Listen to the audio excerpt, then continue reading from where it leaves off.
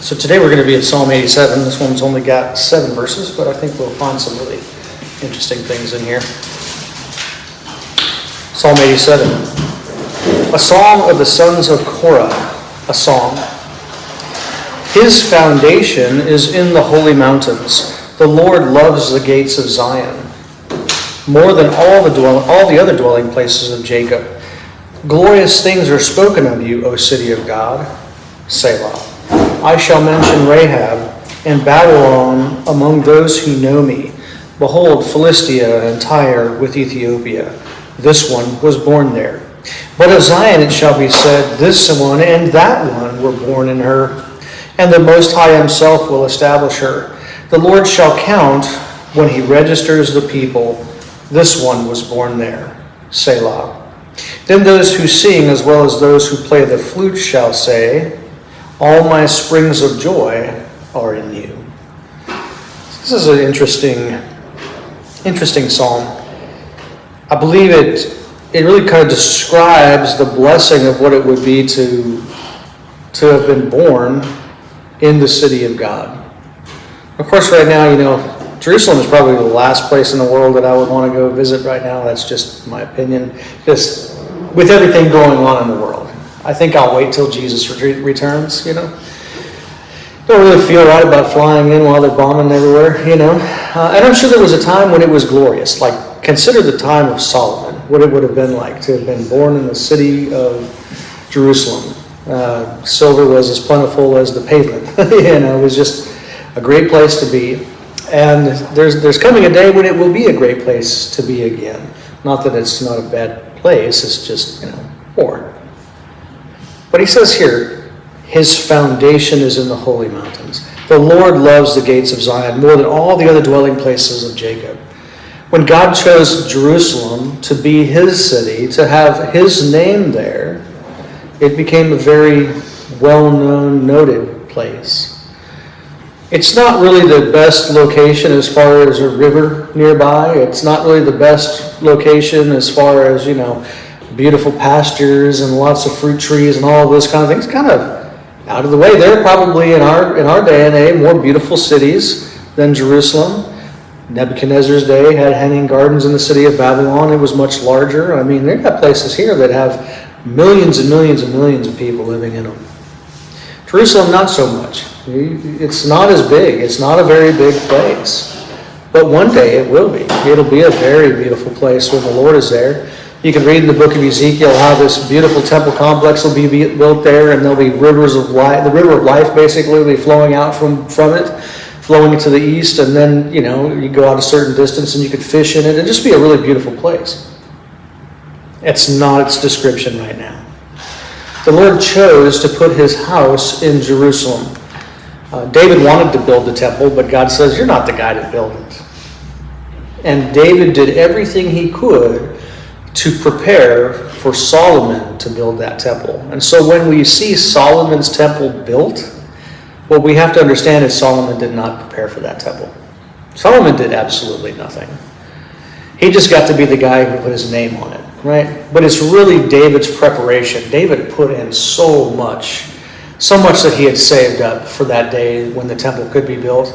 And as soon as Solomon became king, it was built. Took 7 years to build it, and they commemorated it. God showed up there, and the Lord put his stamp of approval on that temple. The Lord loves the gates of Zion. Why is Jerusalem such an issue among the nations these days? God's name is there. God chose that city. God says, this is my city. He could have chose anywhere.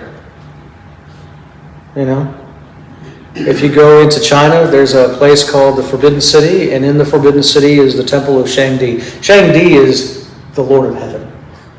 And before China became multi-theistic, they served the one true God who made heaven and earth.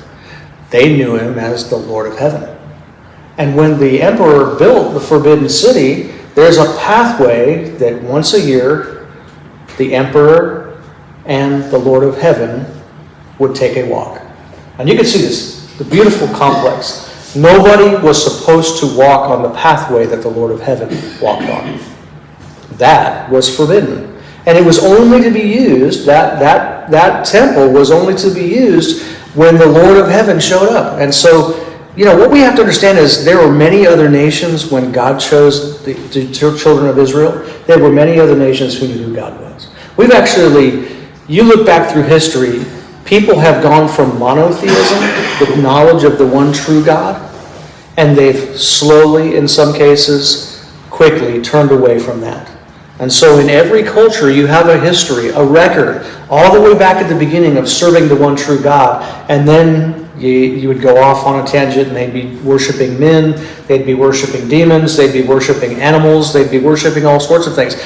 The book of Romans even says this. Men did not want to keep the knowledge of God. And so in each one of those cultures, some of them lasted a little bit longer, some of them didn't.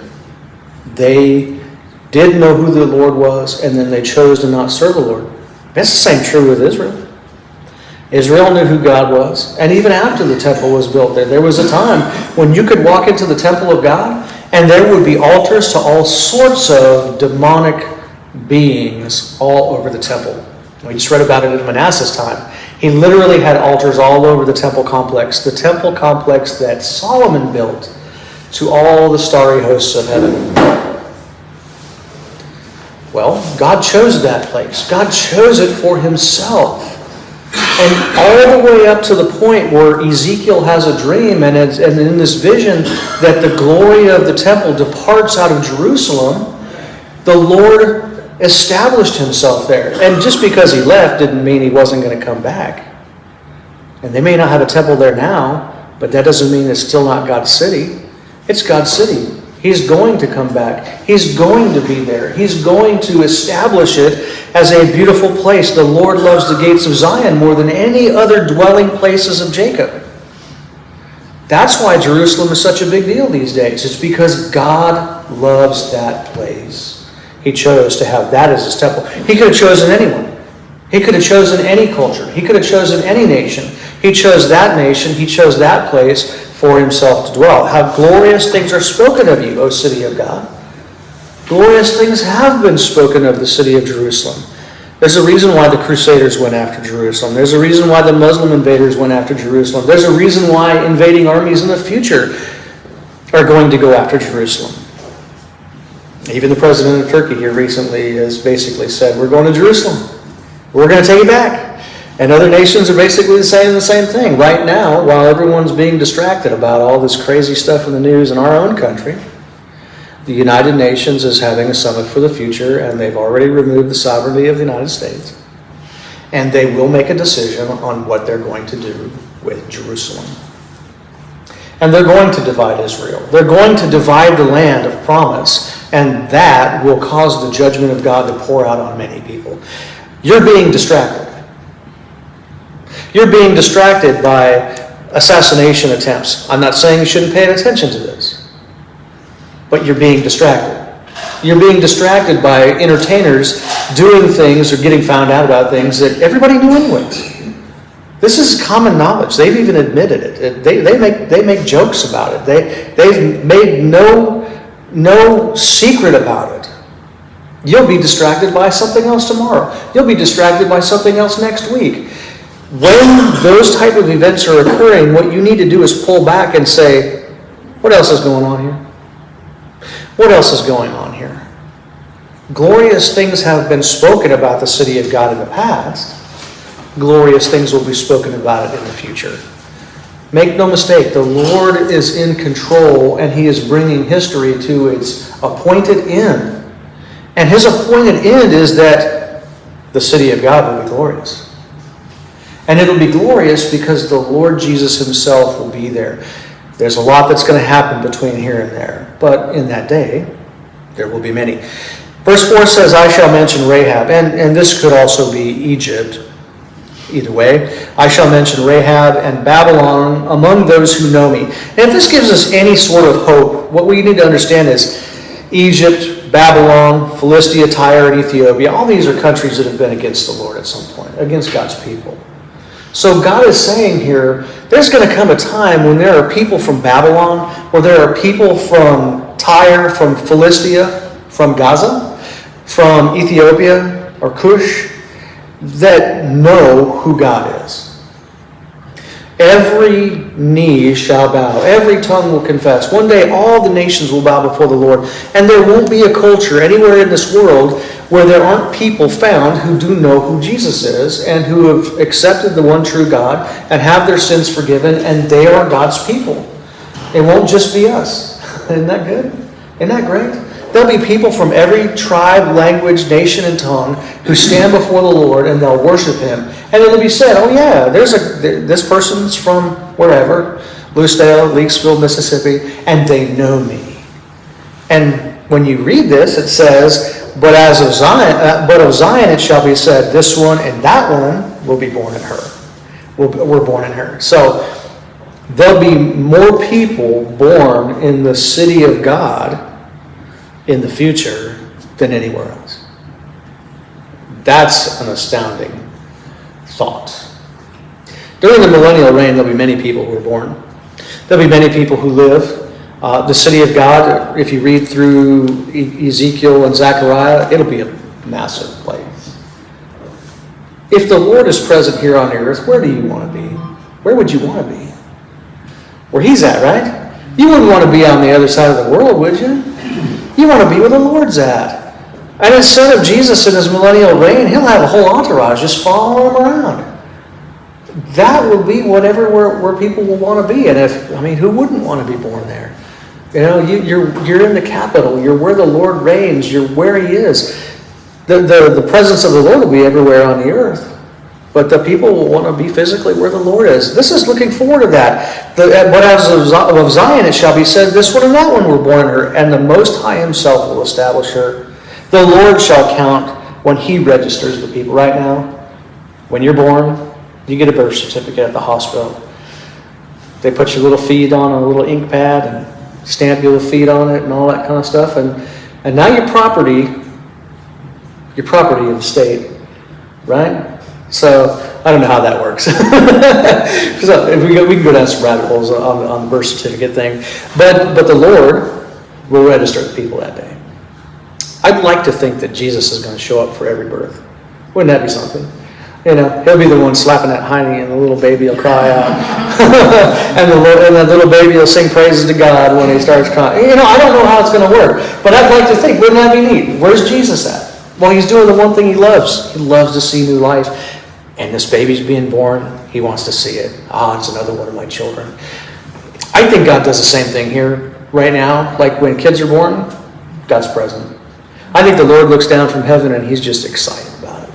It don't matter if it's a hospital or some cabin in the backwoods or somebody on the way to the hospital and they're having a baby in a car seat. You know what I'm saying? So I feel like the Lord is present because new life is happening. And I also think that the Lord is present for those who pass away because He's welcoming home.